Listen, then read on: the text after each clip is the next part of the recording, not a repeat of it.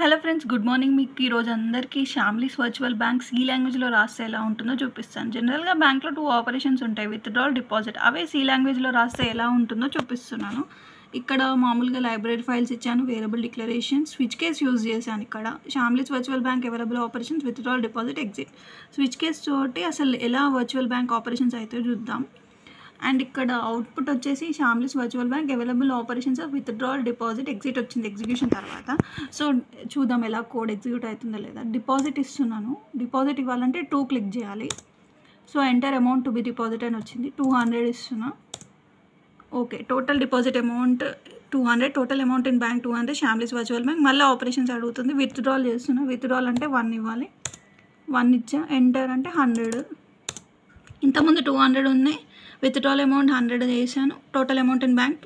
మళ్ళీ available operations withdrawal, deposit, exit. నేను exit అవ్వాలనుకుంటున్నా. 3 క్లిక్ చేస్తున్నాను. అయిపోయింది. ఇదే Shamlee's virtual bank. Thank you.